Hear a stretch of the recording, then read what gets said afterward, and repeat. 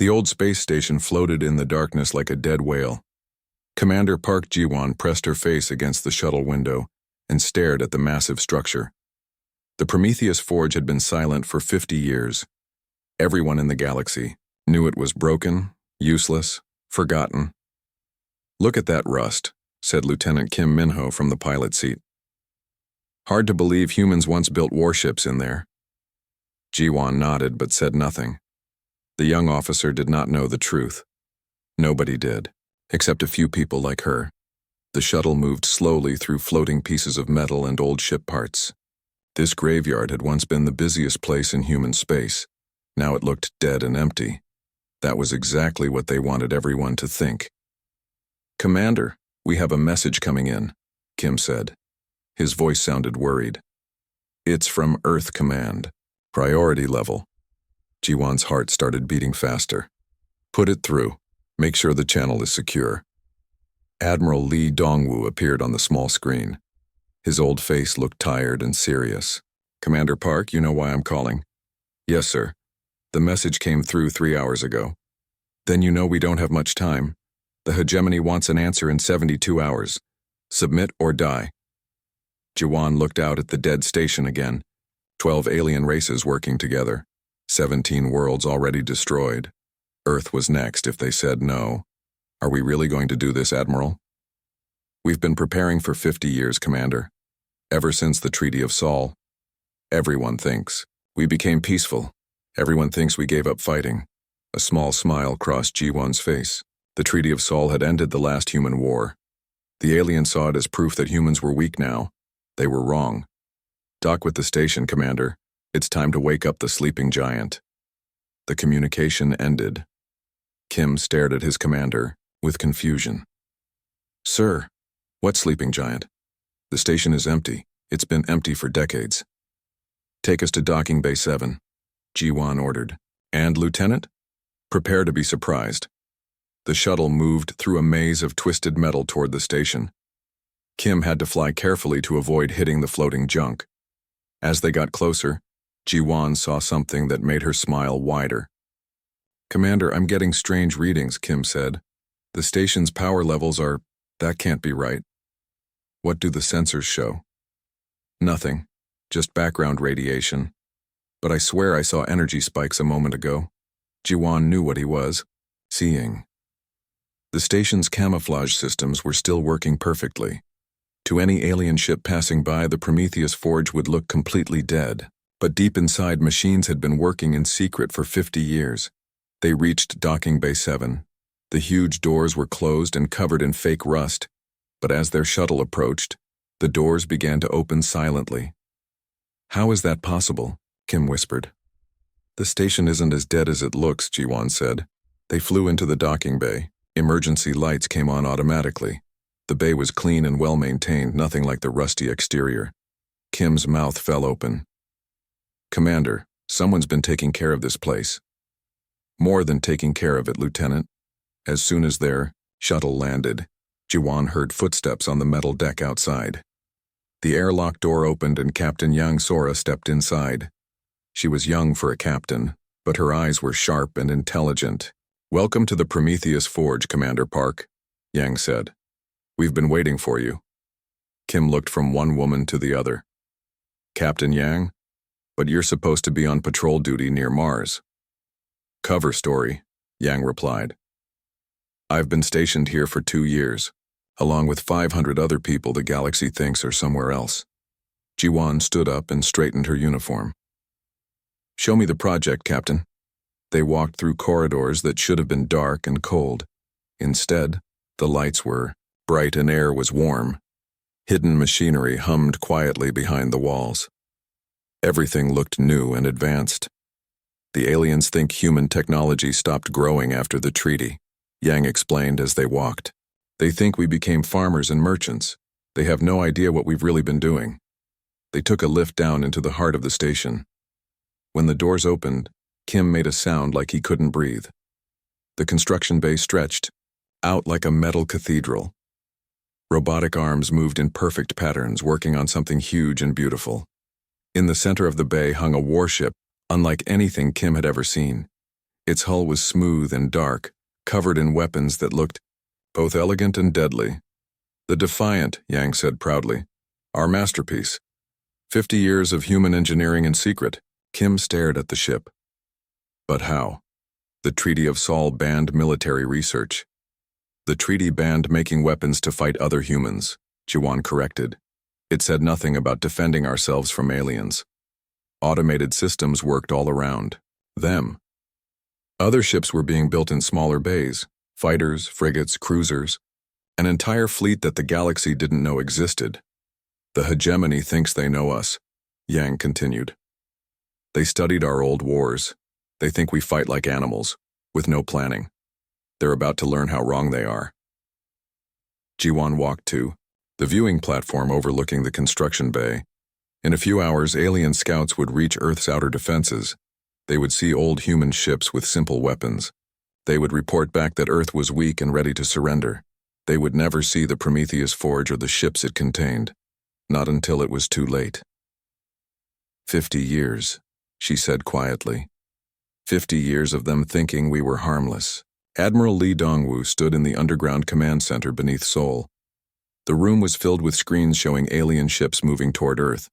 His hands were steady as he reached for the red button he had hoped never to use. "All stations. This is Admiral Lee. Execute Protocol 7. Across the solar system, machines that had been sleeping for 50 years suddenly woke up. The Prometheus Forge shuddered as massive engines came to life. Hidden bases on asteroids activated their power cores. Secret shipyards buried in the ice of distant moons began their final preparations. Commander Park Ji-won felt the station vibrate under her feet. Around her, the construction bay filled with noise as thousands of robots moved faster than ever before. The Defiant hung in the center like a sleeping dragon opening its eyes. "All systems online, Commander," reported Captain Yang Sora. "The ship is ready for launch." Lieutenant Kim Minho stared at the screens, showing energy readings. "This is impossible. The power output is off the charts. How did we build all this without anyone knowing?" Ji-won smiled. "We're very good at keeping secrets, Lieutenant." On the bridge of the patrol ship, Harmony, Captain Nam Ji-hoon, watched his sensors with growing alarm. "Sir, I'm detecting massive energy signatures from the decommissioned station. The readings don't make sense." His communications officer looked up from her console.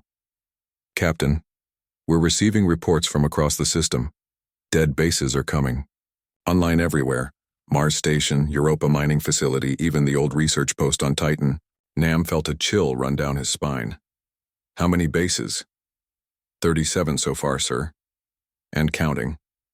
In the Hegemony Scout Fleet, Commander Zax Thule studied the primitive human defenses with satisfaction. 6 small patrol ships and some orbital platforms. "It would be like crushing insects, sir," his sensor operator called out. "I'm detecting some unusual readings near their moon." "What kind of readings?" "Energy spikes from the old shipyard. But our intelligence says it was abandoned decades ago." Zax Thule waved a clawed hand dismissively. "Probably just their desperate attempt to restart some old equipment. It won't help them." Back on the Prometheus Forge, Ji-won walked through corridors filled with activity. Engineers ran between stations making final checks on systems that had been tested in secret for years. Everyone moved with purpose and confidence. "Commander," called out Dr. Park Sun-ho, the project's chief scientist, "the AI core is responding beautifully. It's already learning from our tactical databases." The artificial intelligence was perhaps their greatest achievement. Unlike the rigid computer systems used by aliens, this AI could think creatively, adapt to new situations, and even make jokes. It was designed to be as unpredictable as humans themselves. "Good morning, Commander Park," the AI said through the speakers. Its voice sounded friendly and calm. "I've been waiting 47 years, 3 months, and 16 days to say that." Ji-won laughed. "Hello, Defiant. Are you ready for your first mission?" "I was born ready, Commander. I've studied every battle in human history. I know how we think, how we fight, and how we win against impossible odds." Lieutenant Kim shook his head in amazement. "It talks like a person." "Better than most people," Yang replied. It never gets tired, never gets scared, and never makes the same mistake twice. The AI continued speaking. I've also been monitoring alien communications. They're quite confident about defeating us. They seem to think humans are predictable. What do you think about that? Jiwan asked. I think they're about to get the surprise of their lives. Throughout the solar system, other ships were awakening. The stealth frigate Shadow Dancer uncloaked near Jupiter, its hull shimmering as it became visible for the first time in decades. The carrier Stormbringer launched from a hidden base in the asteroid belt, deploying fighter squadrons that moved like schools of deadly fish. Admiral Lee watched it all from his command center. Each ship represented years of secret work, hidden funding, and careful planning. The aliens thought the Treaty of Sol had made humans weak. They were wrong. It had made humans smarter. Admiral, his aide reported, all Ghost Fleet vessels are reporting ready status. 43 ships total. 43, Lee repeated. Against how many alien scouts? 18 ships, sir. But they're expecting thousands more behind them. Lee nodded.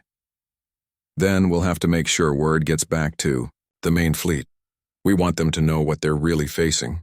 On the Defiant, Jiwan took her place in the captain's chair. The bridge was small but packed with advanced technology. Every surface showed information about ship status, enemy positions, and tactical options. All stations report ready, Yang announced. Weapon systems online, added Lieutenant Song Mira from the tactical station. Navigation ready for combat maneuvers, reported Ensign Cho Tae-hyun. Jiwan looked at the main screen showing the approaching alien scouts. They moved in, perfect formation, following patterns that had worked for them on 17 other worlds. But those worlds hadn't been ready for them. AI, what's your analysis of their formation? Classic Hegemony Attack Pattern 7, the AI replied instantly. They'll try to overwhelm our defenses with concentrated fire. Very effective against conventional opponents, but we're not conventional, are we? No, Commander, we're human. That makes us dangerous in ways they can't imagine. The alien ships were 3 hours away from Earth's outer defenses. 3 hours before they would discover that the sleeping giant was no longer sleeping. Launch the Defiant, Jiwan ordered. It's time to introduce ourselves. The massive bay doors opened, revealing the star-filled darkness of space. The Defiant moved forward on silent engines, ready to show the galaxy what humanity had really been doing for the past 50 years. The Hegemony scout fleet dropped out of hyperspace like hunters arriving at a feeding ground. Commander Zaxthul stretched his forearms and studied the tactical display with satisfaction. 18 warships against a handful of human defenders scattered around their blue planet. Look at them, he said to his bridge crew. 6 patrol boats and some old orbital stations. This will be over in minutes. His tactical officer, an insect-like creature named Clicks, clicked his mandibles nervously. Sir, we're still getting those strange readings from the lunar orbit. The energy signatures don't match our database. Zaxthul's yellow eyes glowed with amusement. Probably some ancient human technology they're trying to restart. Desperation makes even cowards attempt foolish things.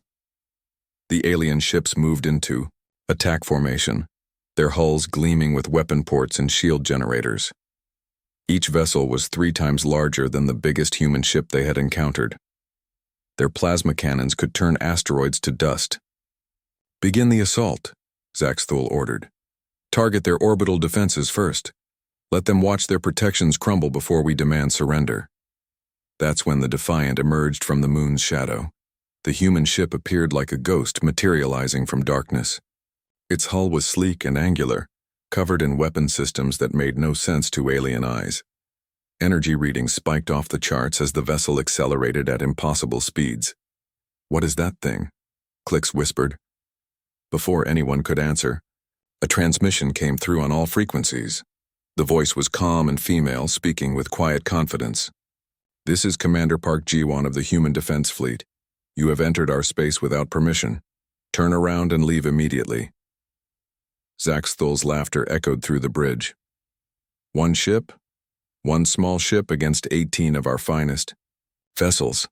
These humans are even more foolish than we thought. He opened a communication channel. "Human Commander, I am Zaxthul of the Hegemony Third Fleet. Your pathetic vessel will be the first to burn. Surrender now and we might let some of your people live as slaves." "I don't think so," came the reply. The Defiant moved. It didn't accelerate, like normal ships, building speed gradually. Instead, it seemed to leap forward like a striking snake. The alien sensors couldn't track its movement properly. One moment it was 1,000 kilometers away, the next it was in the middle of their formation. "Impossible," Zaxthul shouted.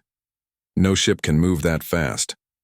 The human vessel opened fire, but these weren't the crude plasma bolts or kinetic rounds the aliens expected. Streams of pure energy erupted from the Defiant's weapons, beams that seemed to bend space itself around them. The first Hegemony ship, the cruiser Bone Crusher, exploded in a brilliant flash of light. Its shields meant nothing against weapons that worked on principles the aliens had never seen. "All ships concentrate fire on the human vessel," Zaxthul ordered, his voice cracking with panic. 18 ships turned their weapons toward the Defiant. Enough firepower to destroy a small moon erupted from their guns, but the human ship wasn't there anymore. It had moved again, appearing behind the destroyer Painbringer. Another burst of impossible energy, and the alien ship was gone, nothing left but expanding gas and metal fragments. "How are they doing this?" Clix screamed, his insect eyes wide with terror. "Our computers can't predict their movements." On the bridge of the Defiant, Commander Jiwan watched the tactical display with calm satisfaction.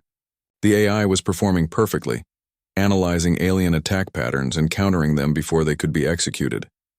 "They fight like machines," she said to her crew. "Everything by the book, following the same tactics that worked on other worlds. But we don't fight by anyone's book." Lieutenant Kim Minho stared at his console in amazement.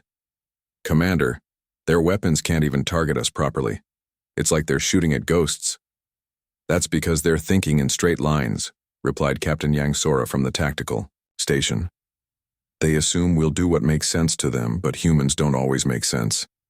The Defiant struck again, this time taking out 2 ships at once. Its weapons fired in patterns that violated everything the aliens knew about space combat. Shots curved around obstacles, beams split into multiple targets, and energy blasts seemed to come from impossible angles. "Sir, we've lost 6 ships," Clix reported, his voice shrill with fear. "Their weapons are using technology we've never encountered." Zaxthul stared at the tactical display in horror. Half his fleet was gone in less than 10 minutes. The human ship moved through his formation like death itself, untouchable and unstoppable. "Retreat," he finally ordered.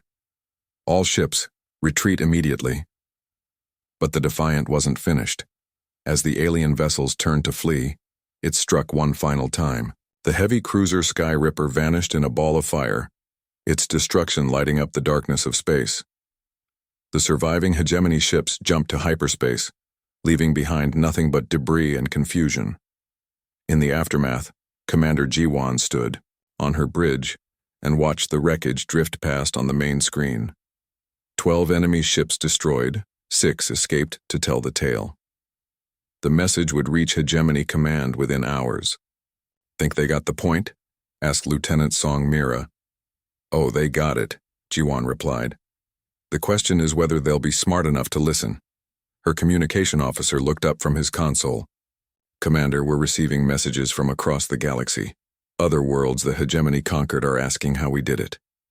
Jiwan smiled. The first battle was over, but the war was just beginning.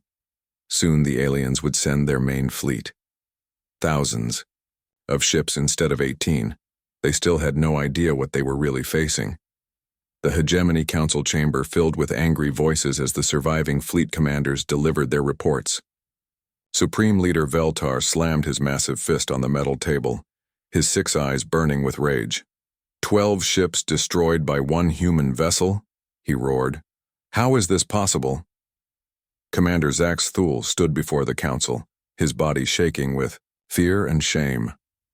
"Supreme Leader, their technology is beyond anything we've seen.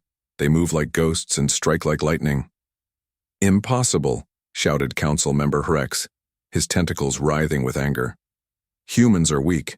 We've studied them for decades. They have no advanced weapons, no military innovations. Beltar raised his hand for silence. The chamber fell quiet except for the hum of life support systems. When he spoke, his voice was cold and deadly. Gather every ship we have, every vessel from every world in our empire. 3,000 ships. We will crush these humans like the insects they are. Light years away, Admiral Li Dongwu watched the alien fleet gathering on his strategic displays. The numbers were staggering. Ships from 12 different species, each one designed for conquest and destruction. 3,000 vessels, he said quietly to his staff. The largest fleet ever assembled in galactic history. Captain Yang Sora studied the enemy formations with professional interest. They're not taking any chances this time, Admiral. Every ship class they have, from scouts to dreadnoughts. Good, Li replied with a thin smile. The bigger they are, the more targets we have. He opened a communication channel to every hidden base in the solar system. All Ghost Fleet commanders, this is Admiral Li. Execute Phase 2, it's time to show them what we've really been building. Across the solar system, camouflaged installations began revealing themselves. What the aliens had thought were dead asteroids suddenly came alive with weapon systems. Mining stations that had seemed abandoned for decades opened their hidden bays on Europa. Major Kim Sajin watched as massive doors slid open in the ice. The stealth carrier Stormbringer rose from its hidden berth, followed by 3 smaller escort vessels. Ghost Fleet Lima is active, he reported. All ships report ready for combat operations. Near Mars, Captain Cho Min-soo commanded a squadron of fighters that had been disguised as space debris for 20 years. Ghost Fleet Papa launching now. Time to stretch our wings. From the asteroid belt came even more surprises.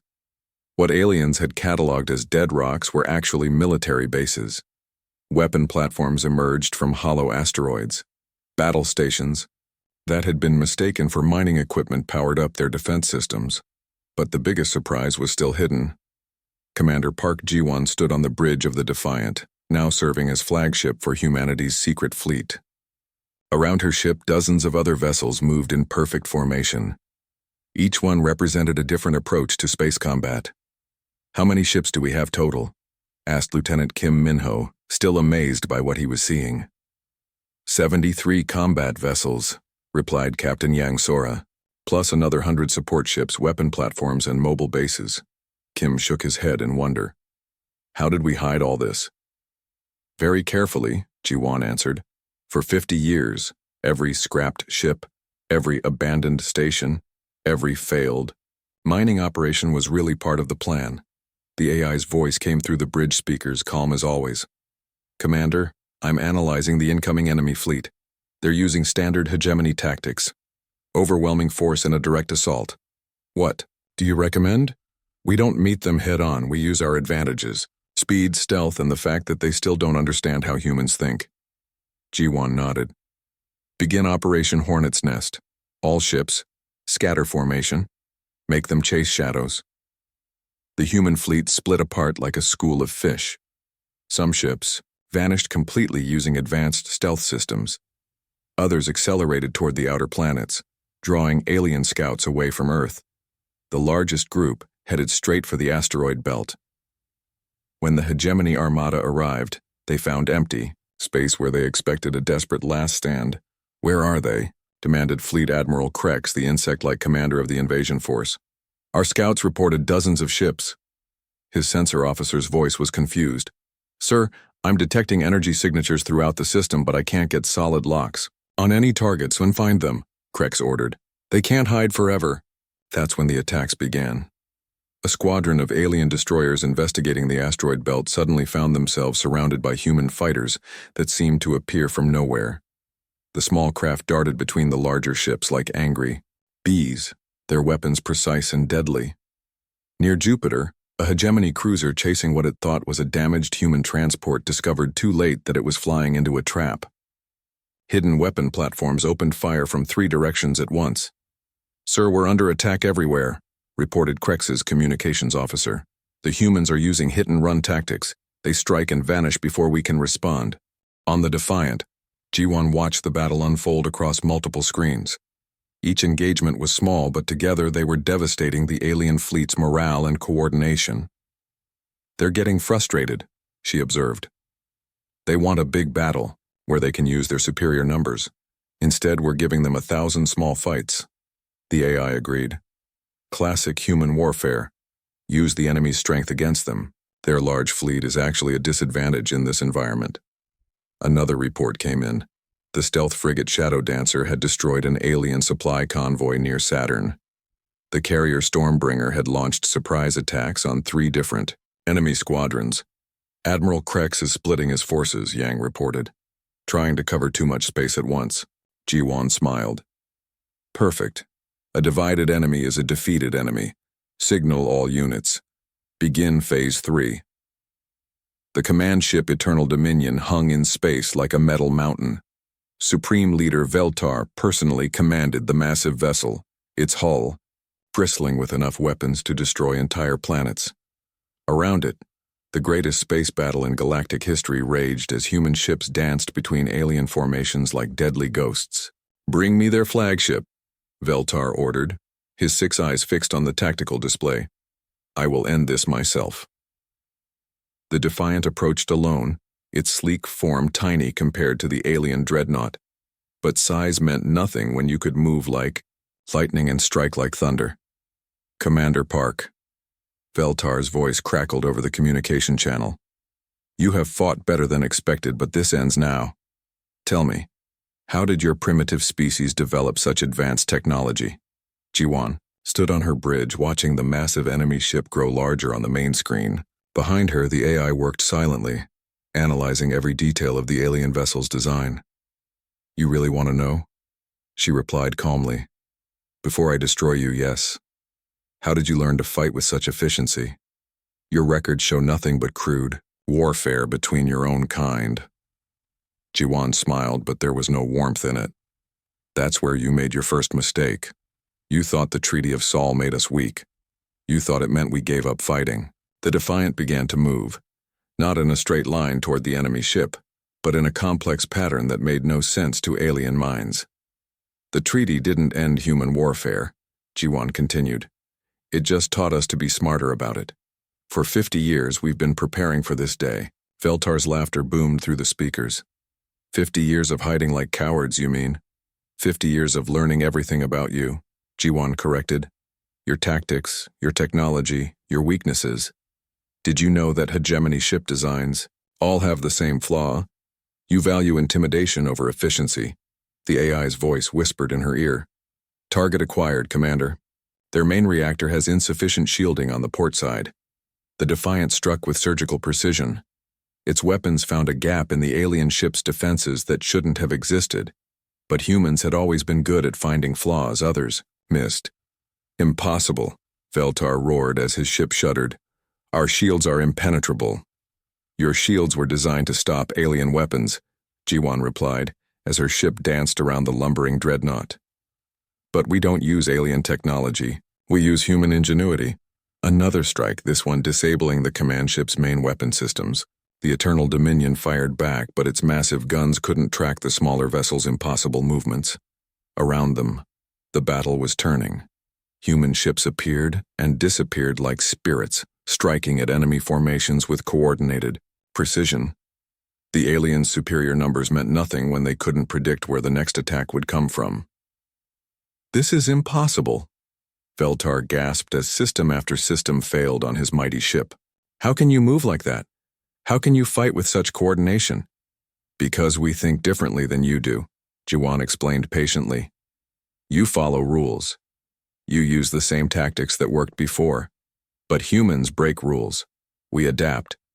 We improvise." The Defiant's next attack crippled the alien ship's engines. The massive dreadnought began to drift helplessly as its crew scrambled to repair critical systems. "Your empire conquered 17 worlds using the same approach every time," Jiwan continued. "Overwhelming force, direct assault, demand surrender. It worked because those worlds fought the way you expected them to fight." Lieutenant Kim watched, his sensors in amazement. "Commander, the entire alien fleet is breaking apart. They're retreating on all fronts." "But we're different," G1 finished. We're human, and that makes us unpredictable in ways you never imagined. The final blow came not from weapons but from words. Reports flooded in from across the galactic network. Other conquered worlds were rising in rebellion. Species that had been crushed by hegemony might were suddenly fighting back, inspired by humanity's example. You see, Jiwan said as Veltar's ship drifted powerless before her. We didn't just prepare to fight you, we prepared to inspire others to fight you too. The Supreme Leader's voice was barely a whisper. What do you want from us? Nothing, Jiwan replied. We don't want to rule your empire. We want to free it. Every species you've conquered, every world you've enslaved. They all deserve the right to choose their own destiny. Months later, Commander Park Ji-won stood in the observation deck of the Prometheus Forge. The station was no longer hidden, its true purpose revealed to the galaxy. Ships from dozens of liberated worlds docked at its bays, their crews learning new ways to defend themselves. Captain Yang Sora approached with a data tablet. Admiral Lee wants to know if you're ready for the next phase. 3 more star systems have requested our help overthrowing their hegemony governors. Ji-won nodded, watching the stars stretch endlessly before her. Each point of light represented possibilities, worlds that could be free if they had the courage to fight for it. Tell the Admiral we're ready, she said. The galaxy is learning what it really means to be human. The greatest trick humanity had ever pulled wasn't convincing the galaxy they were peaceful, it was making their enemies believe they were predictable. Now the universe would never make that mistake again.